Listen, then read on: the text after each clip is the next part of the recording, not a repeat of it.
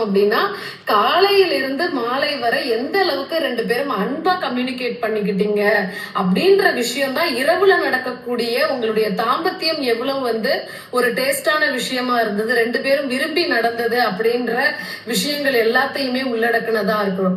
ஆனா யூஸ்வலி என்ன நடக்குது, எல்லா ஹஸ்பண்ட் அண்ட் ஒய்ஃப்குள்ளயும் கான்வர்சேஷன் பினான்சியல் மேட்டர்ஸ் தான் மோஸ்ட்லி பேசி ரெண்டு பேரும் சண்டை போட்டுக்கிறாங்க.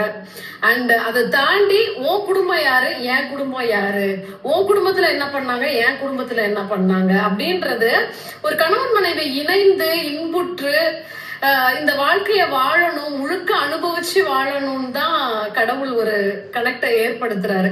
ஆனா இவங்க ரெண்டு பேரும் வாழ்றது கிடையாது. இந்த வாழ்றதுன்ற ஒரு கான்செப்டையே மறந்துட்டு நம்மளை சுத்திலும் என்ன சூழ்நிலைகள் இருக்கோ, நம்மளை சுத்திலும் இருக்கக்கூடிய நபர்களை பத்தியும் தான் உங்களுடைய கான்வர்சேஷன் இருக்கு.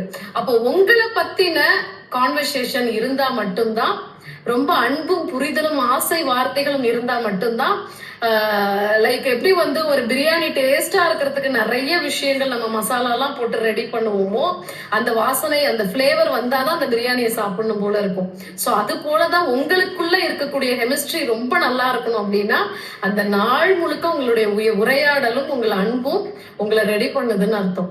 சோ அன்பா பேசி அன்பா வெளிப்படுத்தினாதான் உங்களுடைய மனைவிக்கும் உங்களுக்கும் ஒரே நேரத்திலான ஒரு தாம்பத்தியம் விருப்பம் ஏற்பட்டு நடக்கும். சரியா? நன்றி.